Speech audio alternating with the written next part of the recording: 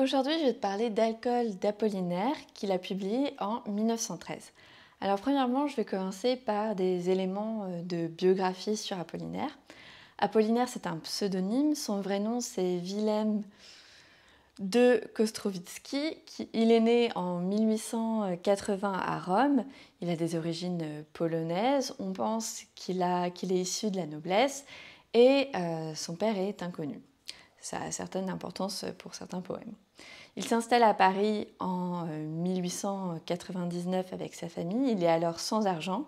Il est obligé de travailler dans une banque en tant qu'employé. Puis ensuite, il va devenir journaliste pour subvenir à ses besoins. Et il va commencer à fréquenter la bohème parisienne qui se voit alors comme l'élite littéraire de l'époque. Il va devenir aussi critique d'art. Il va être un ami de Picasso. Et il va grandement participer à l'image du cubisme et du fauvisme en défendant ces deux mouvements littéraires. Il publie alors des poèmes dans de grandes revues littéraires de l'époque, comme le Mercure de France. Voilà pour les éléments biographiques. Alors maintenant, je vais me tourner un peu vers le titre, Alcool. Alors, Alcool, au départ, devait s'appeler Eau de vie, mais pour Apollinaire, c'était un titre qui avait trop à voir avec ses influences symbolistes et il voulait quelque chose de plus moderne qui dépasse son influence première du symbolisme. Alors, on peut donner quelques interprétations très différentes et qui permettent de mieux comprendre le reste de l'œuvre du titre. Donc alcool, ça représente déjà une forme, et puis surtout eau de vie, ça représente la vie qui brûle, hein, la vie ardente qui est pleine, foisonnante, mais aussi c'est la vie qui fait du mal, hein, qui fait souffrir. On a aussi, à travers le mot alcool et surtout eau de vie, l'idée de l'alchimie. C'est cette transformation de l'eau par la distillation. Et effectivement, Apollinaire, il montre la transformation du monde, de la vision du monde, par l'écriture et le langage poétique, une forme de purification du monde grâce à l'écriture, qui permet de chercher l'essence des choses pour arriver alors à la grande vérité. Donc il y a une forme de quête de vérité dans Alcool d'Apollinaire. Alcool, c'est aussi ce qui permet, donc on l'a vu au départ, hein, c'est la vie qui fait souffrir, mais l'alcool, c'est aussi ce qui permet de soigner les plaies. Et là, on retrouve le ton élégiaque de l'œuvre, où Apollinaire se représente souvent comme le mal-aimé, hein, comme dans la chanson du mal-aimé. Et là, il fait référence plutôt, cela fait référence plutôt à ces histoires d'amour dont il conte certains aspects dans ses poèmes et qui sont souvent très malheureuses, qui se terminent mal. L'alcool, c'est aussi une image de l'inspiration poétique qui fait référence à Dionysos. L'inspiration poétique représentée par le dieu Dionysos, le dieu du vin, elle est un petit peu différente de celle d'Apollinaire et c'est assez intéressant cette différence pour comprendre l'œuvre d'Apollinaire. D'Apollon, je dis Apollinaire, Apollon. On peut aussi se poser la question du pourquoi du pluriel. Et en fait, c'est parce qu'il y a une volonté chez Apollinaire de représenter plusieurs points de vue sur le monde dans ses poèmes, une sorte d'éclatement de la vision du monde et une pluralité. Il aime écrire sur la multitude des choses qui existent dans le monde. Et aussi, ce qu'on va voir juste après, hein, l'un des motifs récurrents dans l'œuvre, c'est la nouveauté, l'effet de surprise.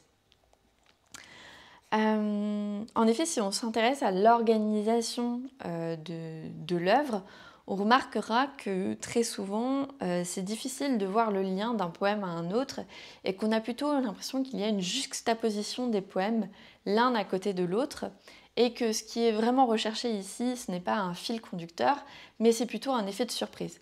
C'est de passer de quelque chose de totalement nouveau, d'avoir une sorte de rupture continuelle entre les poèmes pour avoir un effet de surprise sur le lecteur. Et ça, c'est la modernité de l'œuvre, une modernité qui se définirait ici par la surprise continuelle, la nouveauté en fait, la recherche de nouveauté. Il s'agit aussi pour Apollinaire de représenter les différentes facettes du monde dans un seul geste.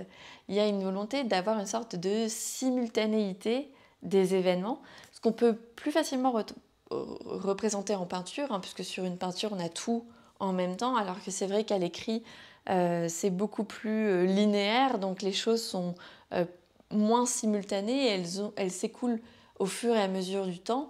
Et donc cette manière de juxtaposer des choses très différentes, c'est aussi une manière de rendre compte du monde, de toutes les facettes du monde ensemble, en même temps. Même si c'est plus difficile que dans un tableau, évidemment. Donc il y a cette recherche aussi de simultanéité. Le sous-titre de l'œuvre, Alcool, c'est je vais regarder, oui, poème de 1898 à 1913. Et ce sous-titre permet de montrer que Alcool, c'est aussi une écriture de la mémoire, que les poèmes ont des sources autobiographiques. Mais, comme tu le remarqueras très vite, les poèmes ne sont pas datés et en plus de ça, ils ne sont pas rangés par ordre chronologique. On peut par contre voir une sorte des cycles, on peut regrouper des poèmes dispersés dans toute l'œuvre en deux cycles distincts autour de deux femmes qui ont eu beaucoup d'importance pour Apollinaire, un cycle autour d'Annie Pléden et un cycle autour de Marie Laurencin. Et donc à nouveau on retrouve cette idée dont je t'ai parlé juste avant de rupture et de continuité. Donc de rupture puisqu'on va avoir des poèmes juxtaposés, mais par contre de continuité puisque on va avoir deux cycles distincts dans l'œuvre. Le but aussi que nous présente ce sous-titre, c'est que Apollinaire veut faire événement. Il veut que son recueil soit un événement littéraire, qui est un avant et un après. Premièrement, sa volonté, c'est de réordonner, de redonner du sens à 15 ans de vie littéraire.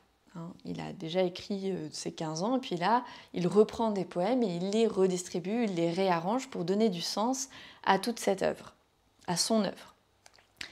Le but aussi, c'est de représenter son époque. Les différents courants, notamment du symbolisme et de toutes les évolutions ensuite. Et puis aussi, pour faire événement, il faut annoncer quelque chose de nouveau pour qu'il y ait une sorte de rupture. Et donc, il annonce dans son recueil une nouvelle conception de la poésie.